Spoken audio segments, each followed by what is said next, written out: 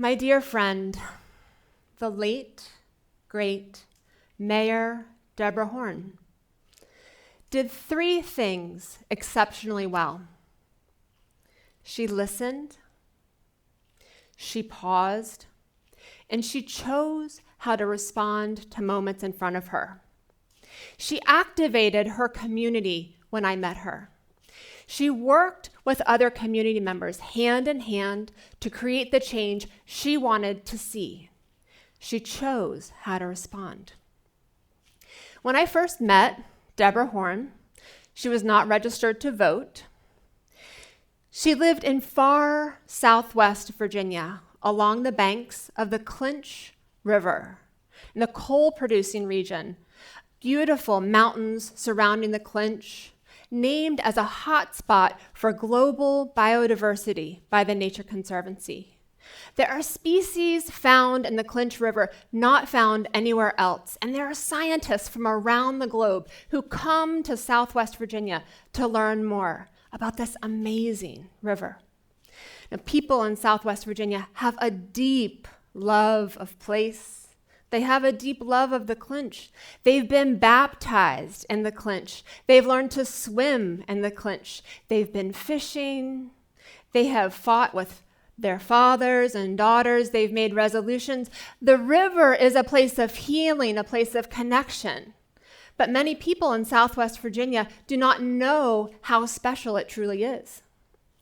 Mayor Horn, when she first lived in Dungannon, had a young friend, about 10 years old. And he came to her and said, "Ma'am, what is wrong with us?" His blue eyes meeting her blue eyes. What's wrong with us? Why don't we have places to play like Tazewell, like St. Paul, like Richlands? Why don't we have a pool? Why don't we have the same playgrounds? What is wrong with us? Mayor Horn, which we affectionately called her, looked at him. She listened then internally. She paused. She knew nothing was wrong with him. Of course, nothing was wrong with him. What was wrong was the failure of the community to respond to the need at hand, places for children to play. She saw the epidemic of opioid addiction that was happening in her community, and she believed in herself, again, not registered to vote at that time, to create change. She didn't wonder whether she should change. She just knew that change needed to happen. And when she paused and she listened, she knew she was the one working with others to make that happen. Now, we all have moments where we have a choice to respond. We also know that we can react. It's super easy to react. Yet life presents us moments time and time again where we have a choice. It's just knowing whether we're going to make that choice or not. Now, the changes made in Dungannon are unbelievable. And I'll tell you a little bit more about the Clinch River Valley Initiative in a moment. But the changes that have happened in Dungannon, you probably wouldn't believe, but if you went to Dungannon, and I hope you do because it is beautiful, you would believe. Google has just invested hundreds of thousands of dollars in a new resilience hub for disaster resilience planning. There are hundreds of thousands of dollars in playground renovations, a new bandstand, millions of dollars for downtown revitalization, new buildings, an aquatic center on the river, not to swim, but to study the imperiled aquatic species in the Clinch, so scientists can come from around the globe and local students from UVA's College at Wise and others to learn about the Clinch. Dungannon is a transformed place because Mayor Horn chose to listen, to pause, and to activate. Southwest Virginia, at that time, when we first started working there, was embroiled in conflict. People were trying to figure out, how do we move forward with the future of our communities? Coal wars were at their height at that time, and it was interesting to try to figure out how to engage community members where they felt like they belonged and like they had choice. In my own life, like many of us, I had a pivotal moment of making change. On my mom's side of the family, we have PhD scientists from New England. My dad's side is a coal mining family from southern West Virginia. My grandfather is a firefly scientist. My grandmother went to Radcliffe, and she started the first nursery school at Hopkins, where my grandfather received his PhD. They knew creating change was possible. My dad's side of the family gardened by the moon. They hunted Molly Moocher or morel mushrooms. They knew that change was possible, but they weren't sure if they could create change. Both rich, both beautiful stories, but it made for an interesting upbringing. I didn't have a strong model of conflict resolution growing up. So growing up in West Virginia and then moving to California when I took my first conflict resolution class, and I said, oh, there are ways to resolve conflict with tools and skills. I was blown away. There are ways to resolve conflict that can be more productive. So I found the field of environmental conflict resolution. My heart had been in the environmental movement, doing activism, working for redwood trees.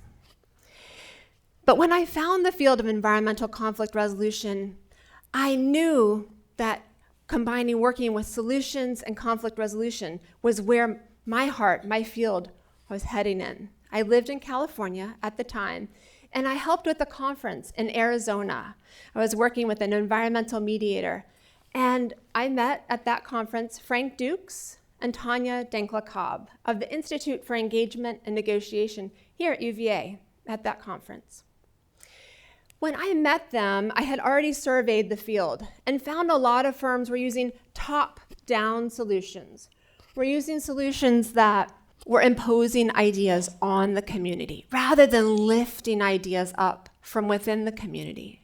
So when I met Tanya and I met Frank, and I saw that they were creating brave spaces for people to come together, spaces that I don't know for each one of you what creates a sense of safety for each one of you. We have different lived experiences. But what I can do as a facilitator, as a space holder, is create spaces where people can come together and be their bravest selves. Show up as their best selves. Collaboration is messy, it's difficult. We have to have hard conversations, work through conflict. But if we have the chance to create spaces that are brave, we can go far together.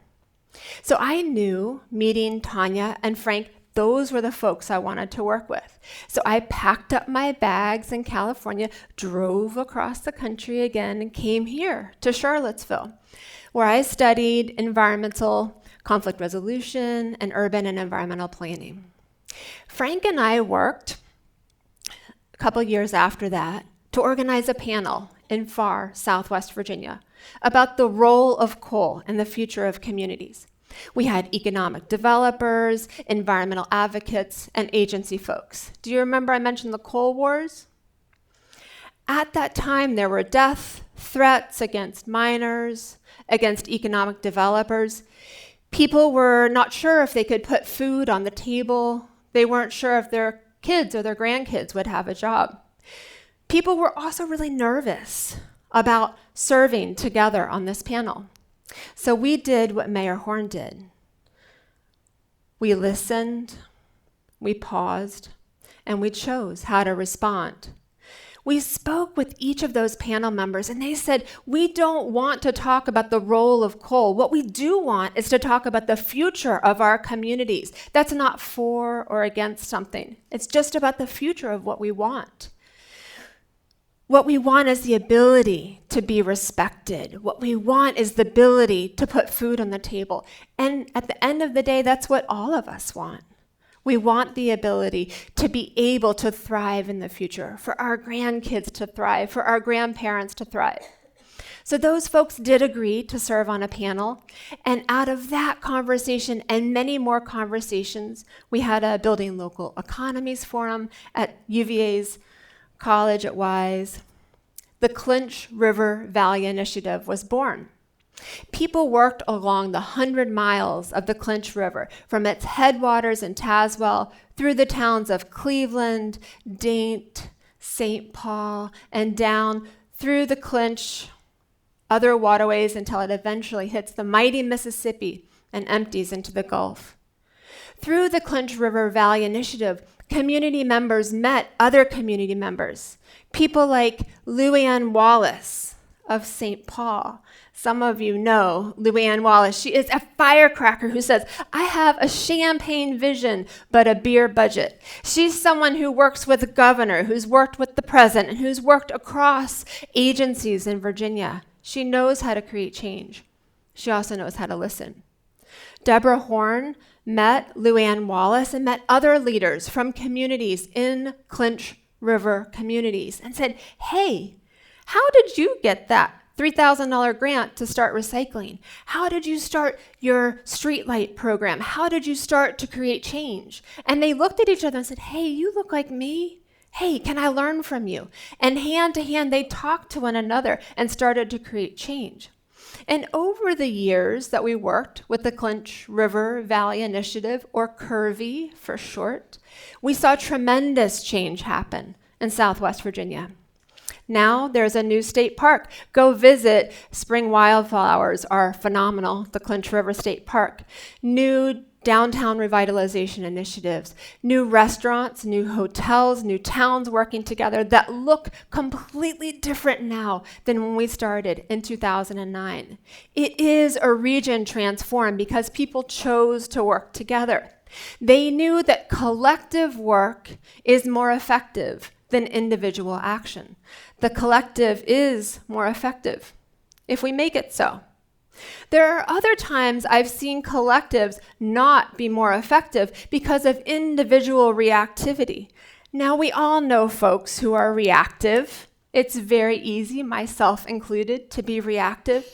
But I worked with one initiative in particular, a multi-state 30-year-old network where we helped do some organizational development work. And there was one leader who was a strong leader in their own right, but they had a habit of shaming other people. They had a habit of reacting time and time again to other people. And you know what happens when people react all the time? Do people want to hang out with them? No, they do not. People turned away time and time again. Organizations would not work with that network. They lost millions of dollars of federal funding, literally, because the lack of effectiveness in this network.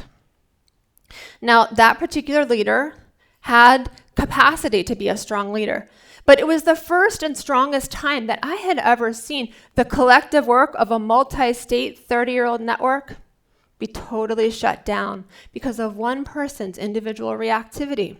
Trying her best. We are all trying our best, but we can learn more. And thanks to neuroplasticity, our brains can change.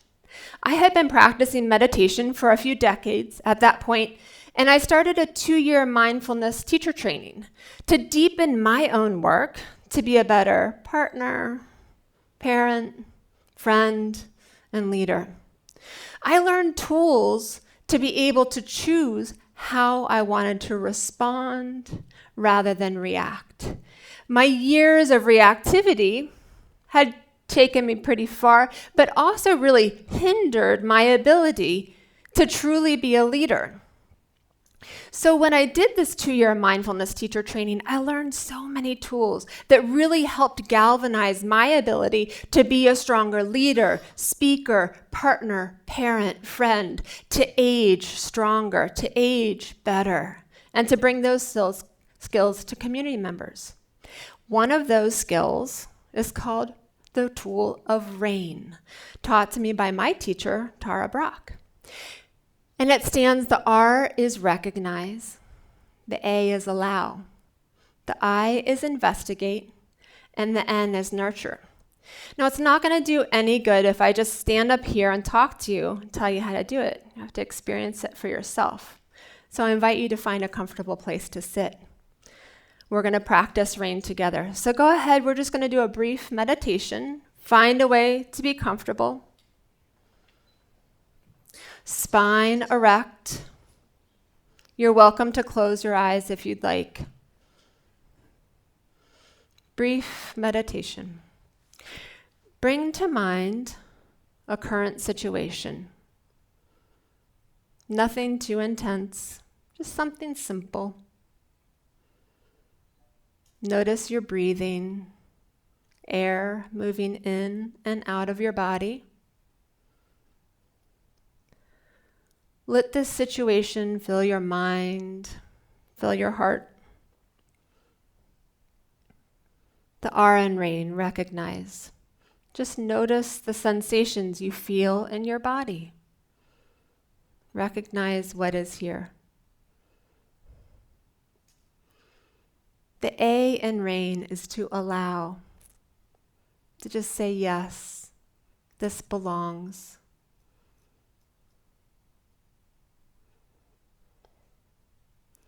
The I in rain is to investigate, noticing whether you might have clenched hands, tight shoulders, perhaps a smile. Not noticing stories about the past, but just here, what's present. And the N, the nurture, just bringing a welcoming, kind attention to whatever is present. Bringing your awareness back to your breath. When you're ready, if your eyes are closed, open them again. And I invite you to shake your hands out, shrug your shoulders, stretch a little bit. You've been sitting for a little while. That's it. That's the power of the pause. And when we choose to disrupt patterns of reactivity that come up again and again and again, that is creating new neural networks in our brains. Neurons that fire together, wire together, and you literally can rewire your brain to make different choices in how you respond, in how you work collectively, and how you show up in your families. It's not easy. Thank goodness we have each other. Thank goodness we have tools. But I invite you, as Mayor Horn did, when she looked at her young friend, when his blue eyes met her blue eyes, and he said, "Ma'am, what is wrong with us?" And she knew in her gut, nothing is wrong with you, because she listened, because she paused, because she knew she had the power to create change. I invite you to listen, to pause, and to choose how to respond to the moments that meet you. Thank you.